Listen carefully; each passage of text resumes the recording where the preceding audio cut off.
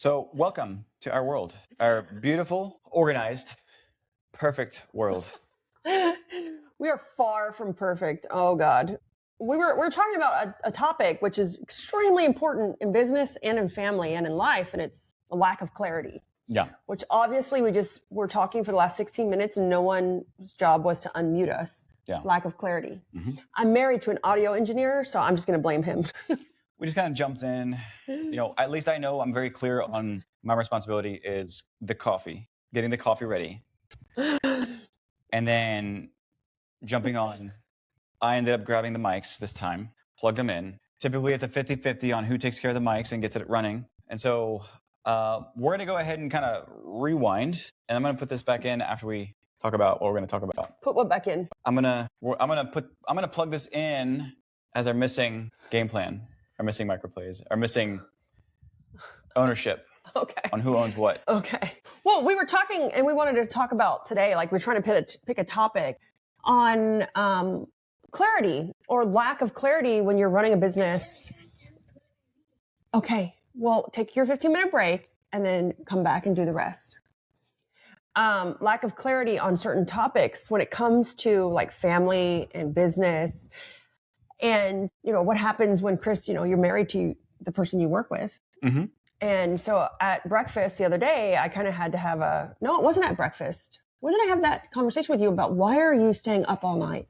It was a few days ago. Right. It continued through breakfast. Yeah. Yeah. But, the story is I saw Chris staying up all night to do certain things. And I'm like, Chris, what are you doing? Like, now granted, I've had all-nighters. I've done certain things, but Chris has a team of like 5 or 6 guys, tech. They're all guys. So we could just, guys. And I'm like, why are you staying up all night? Like, what's going on? Certain things weren't getting done on time. There was no lack of communication on what things are being updated. Where are certain projects? Or deadlines were slipping and it was a mad rush. And then it was a rush. Then everything feels chaotic. Like, it's like, oh my God, I need it. And we're live in 30 minutes for something. And I need this feature push out, or I need this product done, or an update, or a bug fixed. Yeah. And you're like down to the wire. And I'm like, I don't know what's going on, but there's something broken here. There's an issue. And that was my observation, is like, why is this last minute? You guys knew about this. Yeah. And then I would see Chris up, working until 3:00 in the morning. And I'm like, why are you working till 3:00 in the morning? You have an entire team. Yeah. And so for all my owners out there, I want you to ask yourself the same thing. If you have a team, even if it's an admin, if it's an assistant, it doesn't matter. If it's a salesperson, it's why am I staying up all night trying to get something done, like cram session? Now, sometimes there are owner things that we have to do, right? I said, if it's not an oh shit moment, like this is going to save us, then it does not warrant you staying up all night. Yeah. Especially when you have a team, or at least one person or 2 people. And what's happening, and I kind of had to have that conversation with Chris on here's what I see. I'm not sure what's going on because I've kind of kept my hands out of it as a technical founder. I've kind of kept my hands out of some of the product and tech. I just tell them what I want. Yeah. And I tell Chris when I need to buy, but Chris wasn't delaying that message properly. Right. And so me diving in with the tech team or the dev team, the product team, our team grew significantly compared to how we were moving previously. So, so a lot of it really stemmed from just these deadlines that we set for these projects. We may have had, let's say, because we have our daily meetings. We call them sprints. They're like 15-minute huddles for those that are actually doing or delivering projects. And so we have these inside of the product team, which is every single day is that sync on kind of like the priorities. We do what's new, what's now, what do you need? So new, now, need. For us, it helps us to go a little bit faster. But the problem is that we, in doing these meetings and in doing these sprints and having this outcome, this end goal, this deadline, what I did is I only set a deadline for the end goal of all the things, and I didn't put the points in between. And so what ended up happening is that... An example is like, I want to be a $2 million company by the end of the year. But what are the markers that you have to hit at certain milestones to be able to achieve that in a realistic way versus I just want to be a $2 million company. Yeah. And then all of a sudden it's December 29th and you're not 2 million and you're like, oh shit, like why didn't I get to 2 million? I got 2 days left. And you're not going to hit that. Yeah. You're just not going to hit it. Yeah. Unless you give massive discounts. You're still not going to hit it. No. So I went through, and yes, we had an end goal. We had an end date. We had this scope, this project. Everybody was on board and they were doing their thing. We'd have these meetings and say, these are the priorities. You know, this person's owning this person's owning that, and let's break. Okay, great. We're all working throughout the day. We're just doing our thing. About 4:00, I was getting ready to basically deliver one of the features for some of the software. And comes down to about 3:00, and Libby's like, hey, is this ready? Is this ready? And I'm like, I need it. let me check on it because I thought it was going to be. And then I checked on it, and it's like, it's not there. And then 3:30, it's not there. I'm like, I got 30 minutes, guys. 3:45, it's still not live. And so I ended up having to scramble, and there was this massively chaotic moment of basically an essential feature. So here's the thing. Yeah. Before you keep going, it wasn't a massively chaotic moment one time. This was happening over and over and over again. I mean, for my owners out there, is this happening in your company over and over and over again? And the first thing I told to Chris is that that's not fair to your team. The fact that you weren't clear on the expectations of the delivery date, not of the end product. It's a long time away, but of these certain milestones, that's not fair to them. Yeah. Like for them, like it's not fair. Nobody told them. Now it's 30 minutes and I need it in 30 minutes. And he's harping on one of the guys. And I said, that's not his fault. Yeah. And so you got to ask yourself as a leader, as an owner, am I doing this to my team? Am I setting them up? And then all of a sudden I'm putting this, unfair pressure on them because I wasn't fair in my expectations in my delivery. Not even the expectations or the time frame of the delivery. What specifically what outcome I needed and by when? Because if that were known, then I could guarantee you that because of the team that we have, it would not have been an issue. Oh no, it would not have been at all. But I think that is the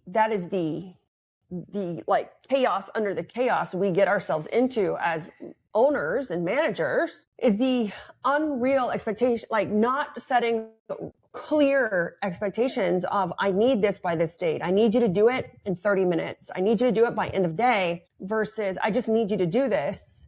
And then time expands or there's other things that come into play. Yeah. And then all of a sudden it's not done. And then you're pissed off because it's not done. Yeah. And that's how we lose really great people. Yeah. And it's true. It's how we lose really great people. It's not fair. Yeah. And so through a series of, let's say, days or weeks, I was quote unquote chaos stacking.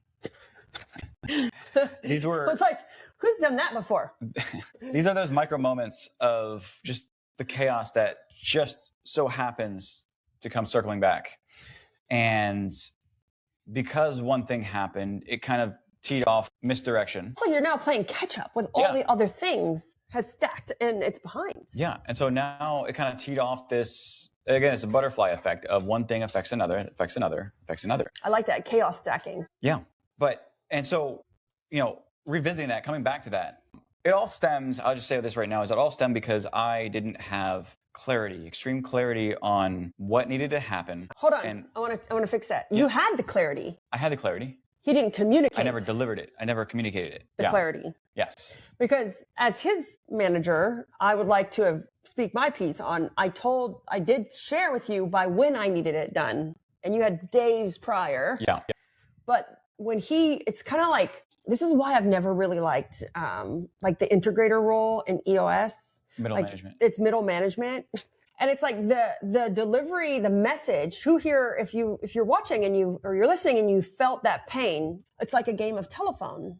Yeah. But I said, like, I gave you enough time. But then when he redelivers the message to the team, that got lost somewhere in translation. Little bits and pieces. Yeah. Bits and pieces came through. It's like a game of telephone. And all of a sudden you wonder, like, am I losing my mind?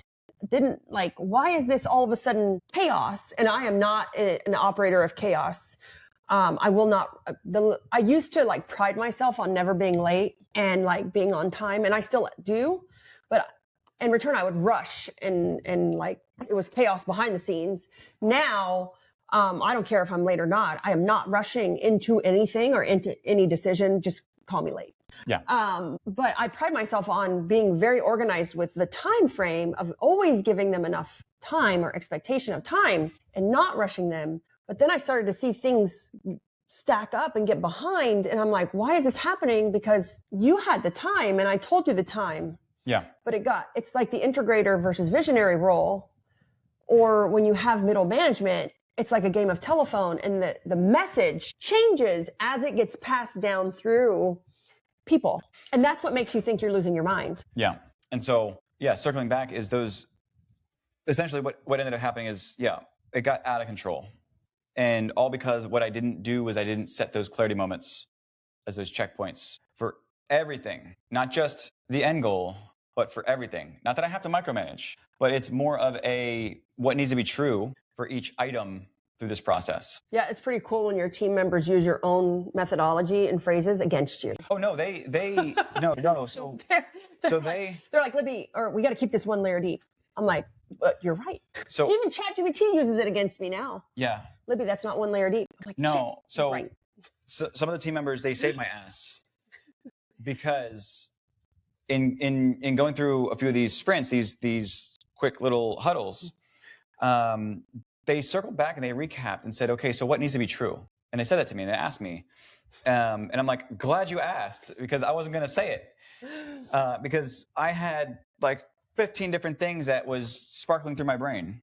But what they said was what needs to be true. So I just basically honed in on that one thing and gave them that explicit instruction. And now all of a sudden it was like, boom, I got it. So we covered the friction, the story, like what was the observation I saw? And then I had to have that difficult conversation with Chris. And Chris is funny because when I give Chris feedback, he gets all like, yeah. I was like, sweetie, you look like your puppy got run over. So it used to take me, dead serious. It used to take me like a full 2 weeks to recover from a hard conversation. Yeah. Maybe now it's 2 hours. Yeah.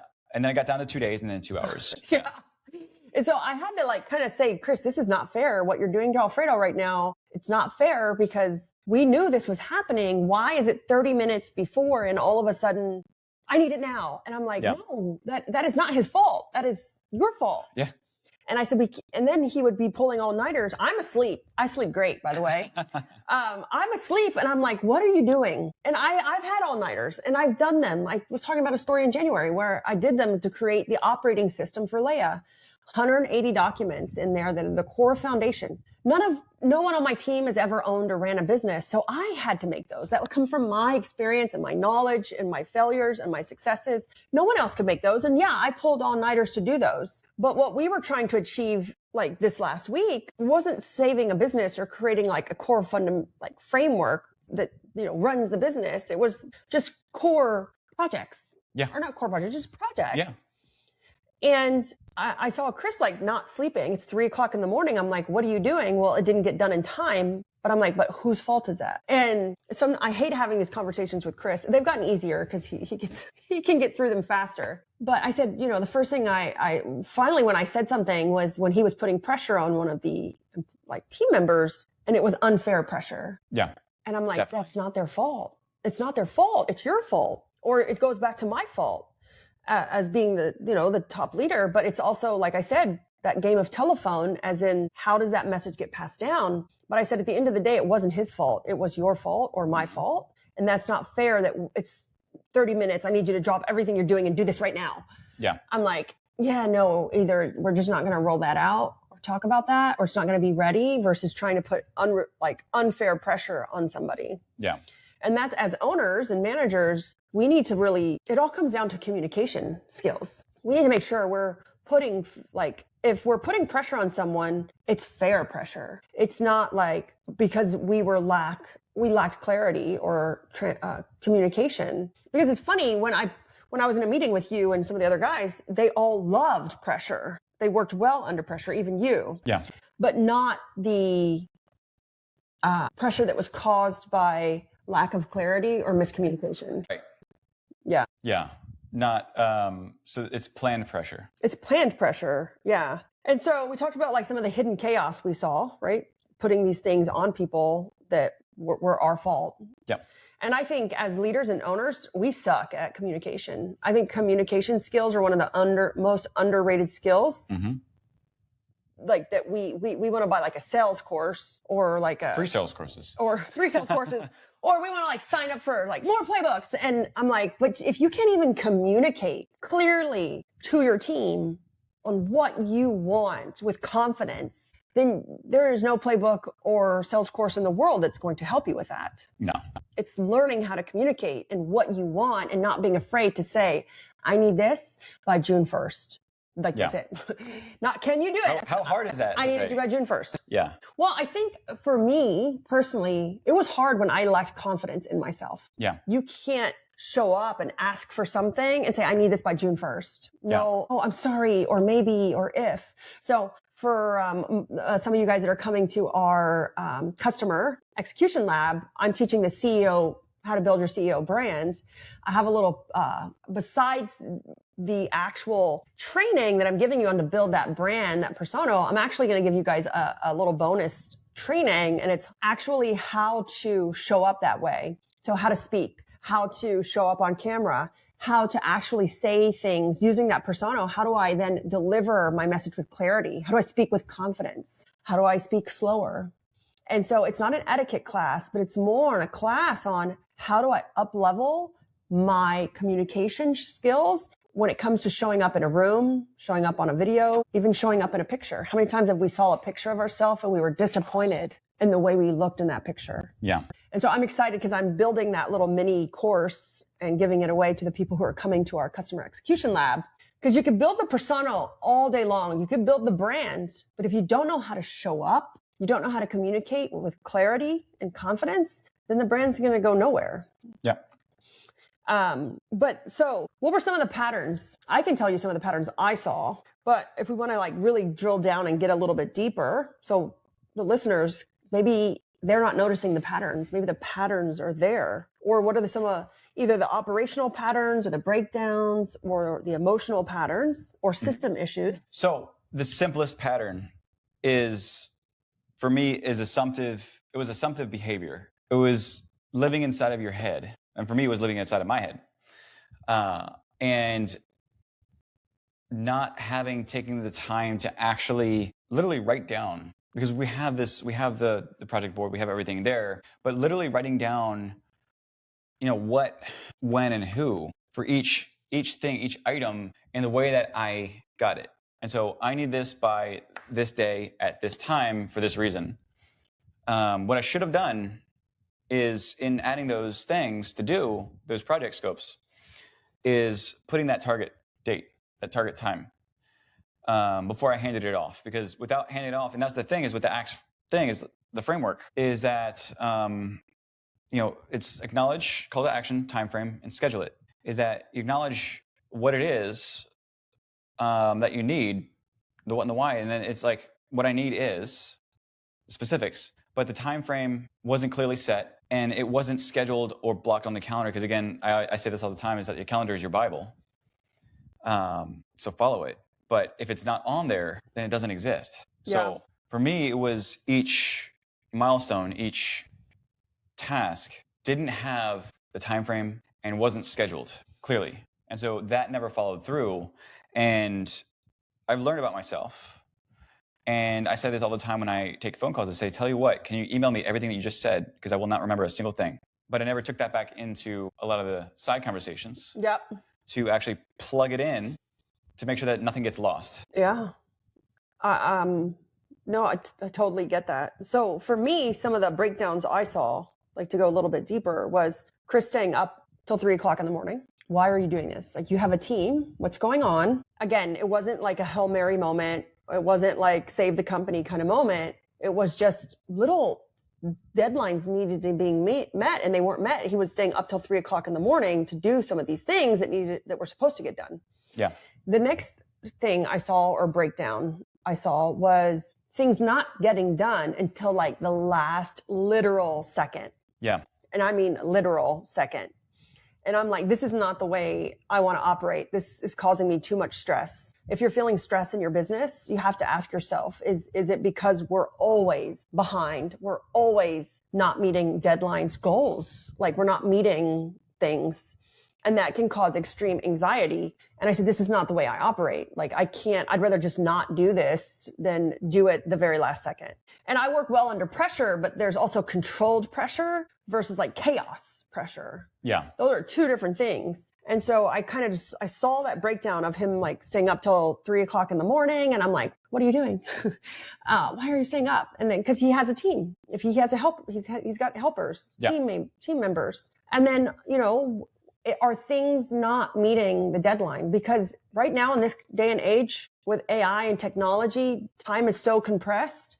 Things that used to take you 90 days to do, you can do it 9 days right now. Like literally 9 days versus 90 days. And so time was not the issue because they had plenty of time. Time frame was the issue. Yes. And so those are some of the issues, like breakdowns I saw happening because I wasn't in the minutia of, was it scheduled? I don't see it on a calendar. I don't micromanage at all. But when the outcome was supposed to be there, it was like, it wasn't happening. And then, he wasn't operating from a leader. If you have leaders in management, how are they operating? Are they stressed out? Are they assuming work that they should not be taking on? Because if you have a team, it's about delegation and distribution. It's not about assuming all of the work. And it wasn't all the work. It was all the work that was due.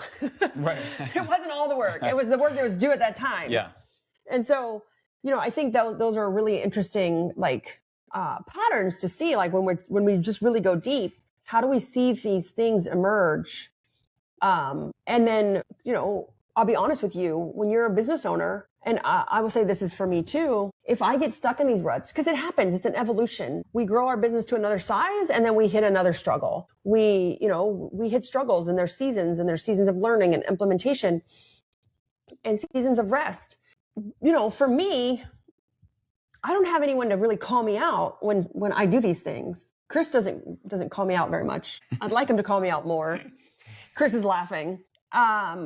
Chris had the benefit of, I saw it from the outside. I'm like, because if someone's not calling them out, guys, this is when your leadership and your management team fails because they get just so overwhelmed, so stressed out. They quit, they leave, they hate the job. And it's like I saw the pattern and I needed to call it out. But who calls out the owner? If you're a solo owner, if you just got a couple people helping, or if you're just a solo owner, like maybe you don't have employees, or maybe you do have employees, but they're not calling you out. They don't see you up at 3:00 in the morning saying, hey, why are you up at 3:00 in the morning? Right. The only time and I see Rico was on here earlier, he leads our virtual specialist, the VS program. But every once in a while, he'll go ahead and he'll comment in randomly at a time that he shouldn't be worrying about it. I'm like, why are you here? Yeah. Go away. No, I'm not. No, you don't have to go away. But if it's off hours, he'll pop into a conversation. I'm like, why are you here? Aren't you supposed to be sleeping right now? Yeah. And, for owners, who's calling you out? Who's telling you you're lacking clarity or you're not communicating thoroughly? No one, until you start to lose great people. Lose great employees. I've lost great people. I've been the reason why I've lost great people. Yeah. Or if you have management and you don't live with them or sleep with them, you're not going to know if they're assuming or carrying the weight of things they shouldn't be because they don't know how to communicate or they lack clarity. And it's a learned skill. It is a learned skill. But if no one's calling it out to you saying, hey, like pointing out those breakdowns. Yeah. Pointing out like the patterns. Yeah. Like, hey, this is like the third time this has happened. What's going on? Yeah. And so I like to take this back with, my experience of, let's say, the timeframes, the deadlines, the clarity. I wasn't delivering that, and realizing it was that there was a certain level of clarity that happened. But in this new world that we were working in, is that because time compressed, I didn't adapt to the way that things needed to happen in this new world. And so taking that away, I always remember or think back to, we say like with one layer deep is first comes just the mechanical practice, the rhythm of it. And from the rhythm comes the habit, and from the habit, the mindset, and then it turns into culture, and then it becomes instinct. And so it goes through these phases, But at first, it's that repetition. It's that just doing it in emotion to make sure at least you get the first part of it that sticks. And so taking that back is just the motions of capturing. Does it have a time frame? Is it scheduled? So that was Every going to be my single thing. question. Somebody says, well, I often forget. I forget nothing. I'm going to tell you that right now. Now, I don't remember certain things that are not important, but I don't. And so Chris probably hates to be married to me because of the way my brain works. I don't forget anything. Right. Like I can quote people, and it was funny the other day, Rigo and Woo Recruit said something. I said, Rigo, I'm always right. I'm like, and Chris is like, I cannot believe you just said that to him. But I'm always right. And it's not because I'm always right. It's because I remember, like photographic memory, remember. Not photographic. So her brain works more like a computer where it stores zeros and ones, but it can't visualize. No, yeah. I can't visualize anything. So I don't daydream. So that's easy. Yeah. But Chris can relate with the I often forget. Yes. So for those that often forget, what are some of the things they can do to kind of take away with some actual like action? So it started with me personally, with my personal life, with myself. And the things that I did, very, very micro, very small, so I didn't forget, is I started with obsessing over my calendar and obsessing over alarms. And I say this because I'm going to try to pull it up here, but I had to obsess, and I overcorrected, and I did it for a reason, is because I overcorrected with setting alarms and obsessing over it because there's something that happens through your brain. It's the regression to the mean. It's basically that reset. You reset back down to a certain level. And so I'm going to see if I can share it Meanwhile, here. one alarm on my phone. Yeah. And so I'm over here, like I probably have about 30 different alarms set. I erase them every once in a while. And then you'll see some that are, I don't know if anybody can see it here. You have some here, and you're going to notice a few. That's my workout alarm. And then a few others. I have some pretty stupid alarms here, but one of them is for working out.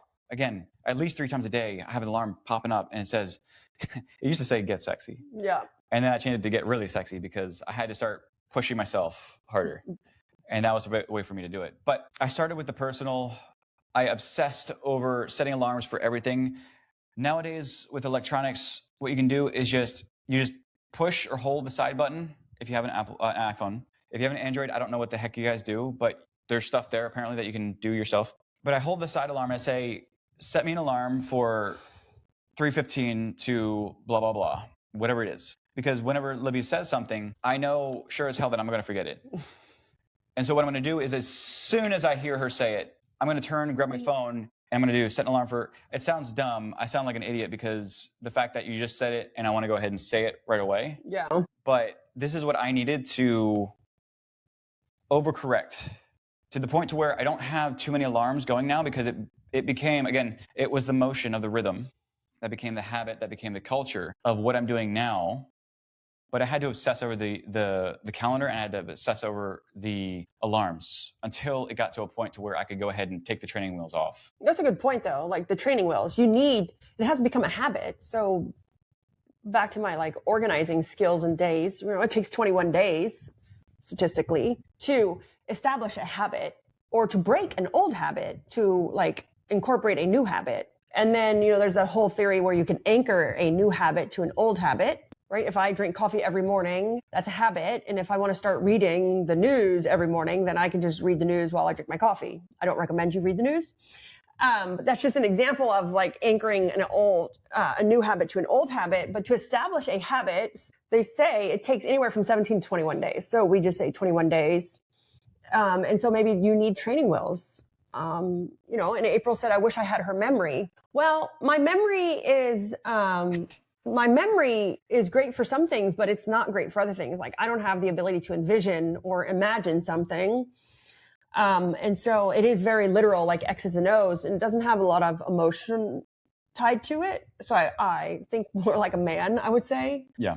And I think more like a woman. Yeah. Set alarms for particularly and turn off notifications. Yeah. Yeah. My phone never rings ever. So if you call me, I'm never going to answer it. It doesn't ring because then it would ring all the time. I don't even have a lot of alarms for productivity because they're scheduled in the calendar. Yeah. But it's one of those things where you do need training wheels and you have to stop lying to yourself about like, are you going to remember to do it or do you need help to remember to do it? Yeah. You know, are you going to meet the deadline, or do you need someone to hold your feet to the fire kind of deadline? It's really interesting because I think we all want accountability until we get it. Can you do me a favor? Yeah. Can you ask that question again that you would typically ask? Is can you meet the deadline? What did you say? I don't know what it is. I think you said like, can you meet the deadline? It was typically this is something that you ask, and you ask me or you ask somebody else. First thing that comes out of my mouth, or what used to. Oh, stop lying to yourself, and can you actually meet the deadline? Yes. Can you actually meet the deadline? First thing that would come out of my mouth is, yes, I can. Everybody says yes. Please stop telling me what you think I want to hear. Yeah. And I say that because this is the overcorrection that I had to do also, is to just shut up for a minute and just think about it before you answer. I literally had to tell myself that in my head, is just stop, wait, pause, don't answer it yet, think, then speak. And it's a work in progress for me, but having that self-check moment to be able to say, actually, I do need some help, or actually, I'm not 100% sure I can get the whole project done myself. I might need to split it out. And then that's where the conversation starts to open up. Yeah. And I think we lie to ourselves a lot instead of just being true or being real. Because we have this weird feeling with like letting people down. And I don't care if you're an owner or an employee. A lot of like our team members overcommit sometimes and underdeliver because they're like, oh yeah, I can do it. I'm like, can you? Like, you didn't even think about it. Like, can you?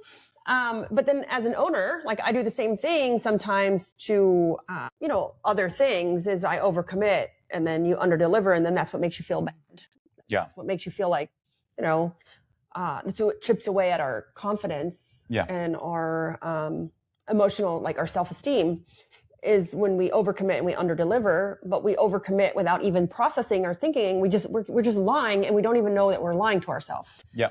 It's not that you're lying on purpose. It's just, oh yeah, sure. Like, oh, anything. I'm like, no, like that's not what I'm looking for. By the way, in our company, there's a few cardinal sins that you never speak of. One is you're the boss. Yeah. Please don't tell me you're the boss. No. Second is anything you want. Yeah. Please don't say that. I'll do whatever you want. I'll do anything you want. Sounds nice, but it doesn't give the right input for how you can run best. But that's a whole separate topic. But yeah, and I think, so Dallas is saying 100%, Chris, that happens to me so much. So that was one of the biggest issues in our marriage. It started in our marriage. Yeah, I would say something to all the wives can probably contest. You say something to your husband, and then like, hey, we're gonna go to dinner at 6:00 on Tuesday with, Tim and Maria. and then here comes Tuesday and it's 5:30 and you're like, are you ready? And you're like, ready for what? Where are we going? Oh, I can't go. Like, Yaya has Girl Scouts. And I'm like, I told you 4 weeks ago we were going to dinner at 6:00 on Tuesday. Mm-hmm. And he's like, oh, I don't remember that. Yeah. And I'm like, are you kidding? And it started in our marriage quite often. And that's when you became religious about the calendar. Yes. Like when he came then it bled into work. Because at that time, I don't think you were working with us. You were still in audio. Yeah, it was. Yeah, because, so here's the thing is that before with audio is traveling, you kind of had these deadlines anyways that you had to meet. You knew that you had a show that started specifically at a specific time. You knew that load in, it was subjective, but load in started the moment that the bus was parked. When you heard that truck backing up, you're like, shit, I'm late. So it was a very controlled environment that I didn't need a schedule. Yeah. And so then and that's kind of when we felt that friction at first. I don't forget anything, but he would forget everything. Yes. And then it didn't work. Because my brain operates very literally, like the X's and O's, like Chris said, and he's more sparkly. Side note with Aaron and stuff. That's chapter 7, the elephant and the fish. Oh, yeah. More sparkly. And so I'm like, oh my God, I just told you blah, blah, blah. And so then when he learned that habit in our marriage, he carried that over into work, which helped him tremendously in work. Yeah. But I think because if it's not first nature to you and you don't you practice it to a certain point, but then you don't incorporate it into like the next thing, the next level. Yeah. It starts to get watered down. Yeah. It's skill stacking. Mm-hmm. So love this topic. And I love your action was to live by your calendar, right? I think for me, when I get myself into this, For me, it's more around simplification, like simplifying,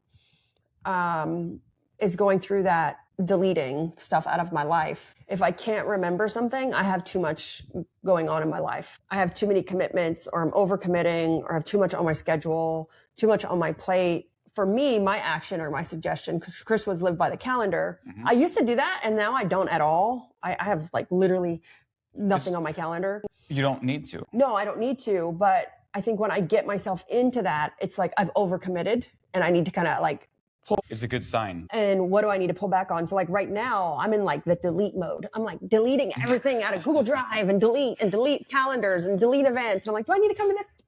Not really. And delete things, like just delete apps on your phone and delete, like, we live in so much clutter that the clutter to me, for me, is what's causing me to not be clear, not communicate clearly, not show up transparently.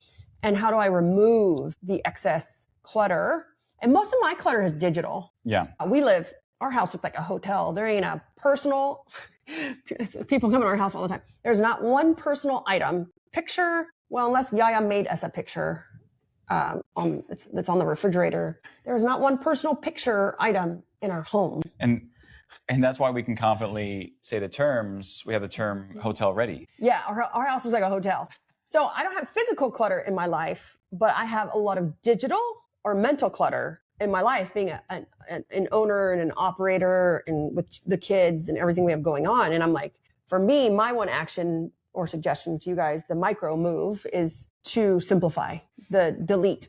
We are hoarders of information, hoarders of, let me sign up for this, and there's another class, and there's like this, and like, somebody's giving away a playbook, and this download, and we're hoarders of information. And I was guilty of it too. And I'm like, I am in the deletion mode, because complexity does not scale. If you're trying to scale your business, it's simple scales. And so I was hoarding responsibilities. But okay. And so we had this conversation. We're going to backtrack a little bit. What is one of your biggest self-sabotaging tendencies? Not wanting to inconvenience somebody. So why were you hoarding responsibilities? Because I didn't want to inconvenience the team, which was counterproductive, because they thrived. Again, we use the internal phrasing, they're the Black Ops team, because they thrive in high pressure environments, planned pressure environments. Yeah. So it's all that like self-work. You know that's your self-sabotaging tendency. And I think because you think you fixed it here,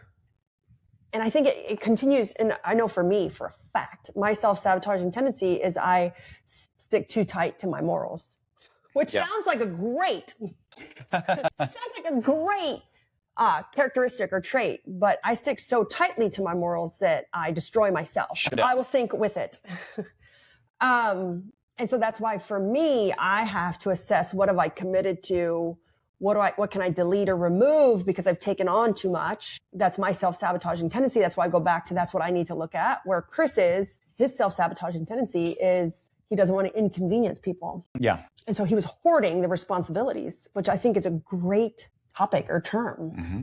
And I want to ask you guys, are you hoarding responsibilities in your team or in your business instead of transferring those responsibilities? Setting that free. Transferring.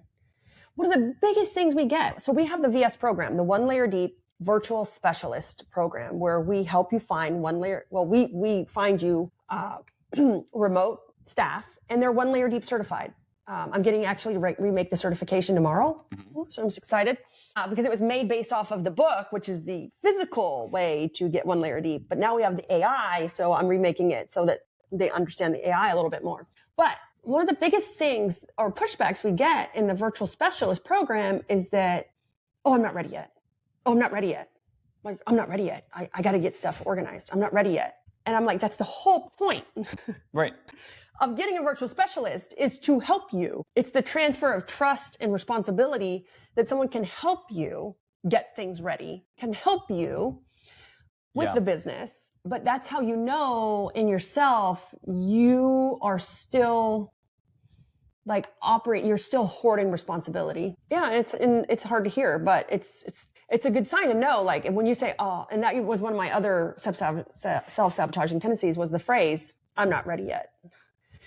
because it was my way of getting out of things without saying yes or no. Mm-hmm. It was just saying, I'm not ready yet. So I felt good because I was not saying no. And I felt good because I wasn't saying yes.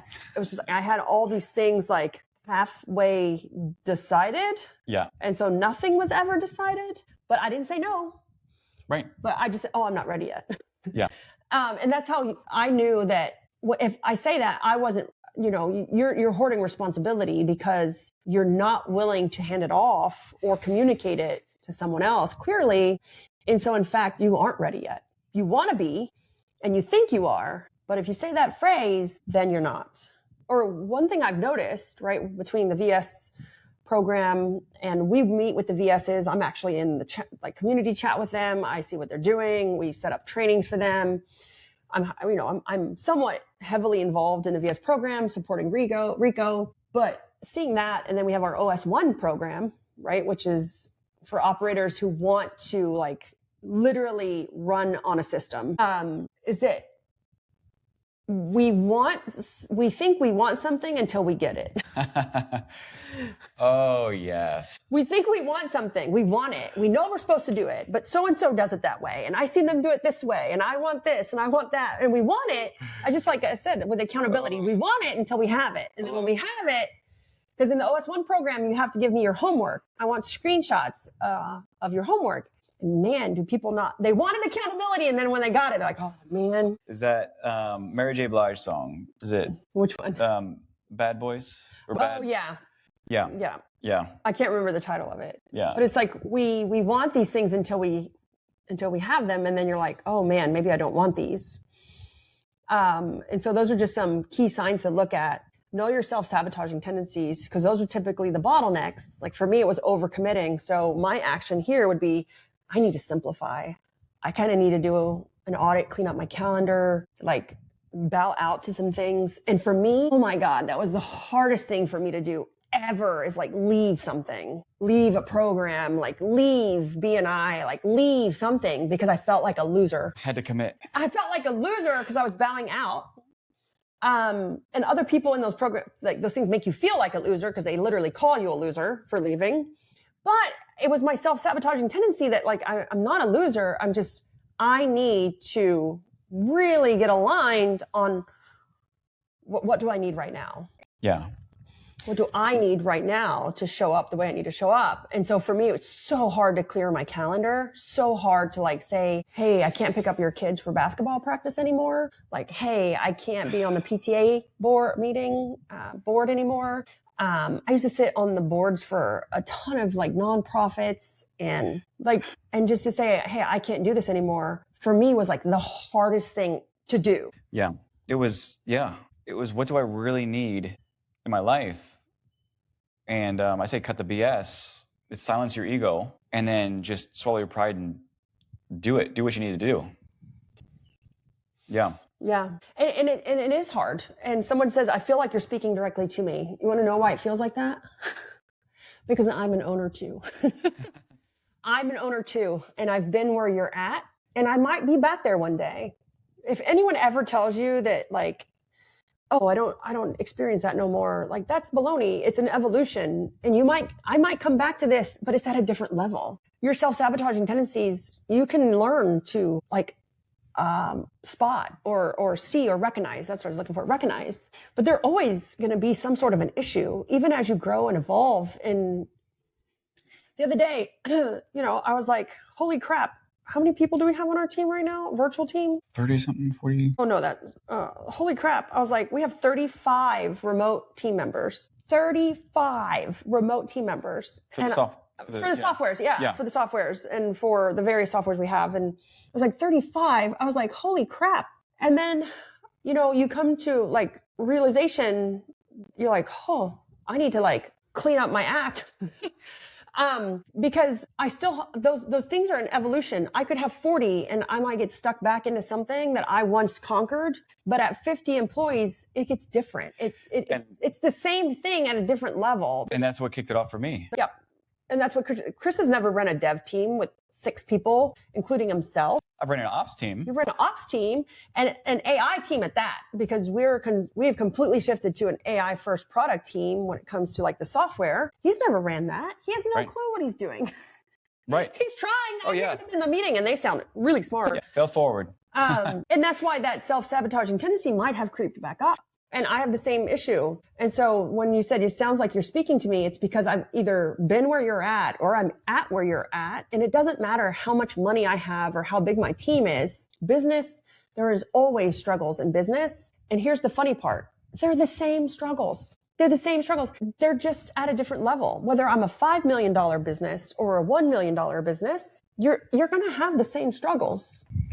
They're just at different evolutions or levels. Yeah, the $5 million business struggle is more pressure. It's probably bigger decisions, bigger moves, but they're this realistically just adjacent or very similar. Yeah. Right? And so that's why it sounds like we're speaking to you. We're in it too. We're owner operators. We own home service, cleaning, software, AI. We're parents. We're husband and wives working together, and we have children, and small children at that. Yaya's only 8. Yeah. Yeah. Small children at that. Well, we have big children too. So we feel your pain with big children as well. Yeah. Because we have a 28-year-old and an 18-year-old. All different levels. All different levels. We feel your pain. And so our whole point of like the podcast and going live with these is that you're not alone. And because sometimes business can make you feel alone.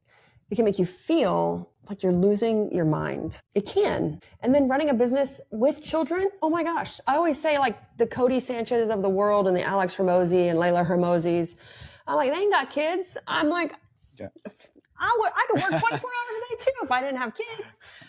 And it's a different struggle. It's just different. And then when you work with your spouse, that adds a different layer of complexity. And then if you work with family, like, so my mom works with us and my son works with us, my husband works with us, then that adds a different layer of complexity. And so I don't think any of them are wrong at all. I'm just saying that business, like depending on the lens that you're looking at it through, it might hit harder when you're relating with someone that is going through the same thing you're going through. Yeah. It's like if you're trying to build that business with kids or spouse, or family member. Yeah. Yeah. And it's just taking it back to just maybe hone in or zero in on where somebody is where you want to be, but under the same circumstances, where kind of paying attention to those that are where you want to be, but under the same circumstances. That's what I wanted to say. Well, it's relative. Relative. Yeah. And so there might be things that you can help kind of pin down, maybe not all of it, but certain things that you can pin down to say, okay, well, that does sound like me and that does sound like my situation. So I think that's great to be able to take away just little pieces. Oh, I say take it with a grain of salt. Like, yeah. I love all of them and I do follow all of them, but it's like, I always say, if I didn't have kids, Alex Hormozi puts like double headphones on, chews the nicotine gum, and I think he does coffee or energy drink. Yeah. I couldn't do double headphones. I would literally be so paranoid that one of my kids would call me or break their leg. Meanwhile, there's a 2-year-old running through the house for some of you parents. Like, I would love to put double headphones on and not be able to pay attention to anybody, but that isn't my reality. But I'm like, we keep telling Chris, one day I can wear double headphones and chew nicotine gum and work for 16 hours straight. But I can't do that. Even with like my 28-year-old, I can't do that because what if he calls me and he needs something? I think maybe it's the parent in me. I'm like, I just can't do it. So the environment, yeah, the environments are different. And so just adapt it to your environment, your situation. And that's why I say, take it with a grain of salt. Take the things you can do, right? And the things that you can't do, you just can't do them. And that's fine. And that's why I love life and business is that you can run it and live it on your terms, So, and I think that's a great way to close right now is that you can live life on your terms. And so we want to make sure that in life and in business, you're not adding layers, not adding complexity, that it's all about less is more and that you get more results at the end of the day, living and running a 1 layer deep business and life. Yeah. We will see you guys next weekend.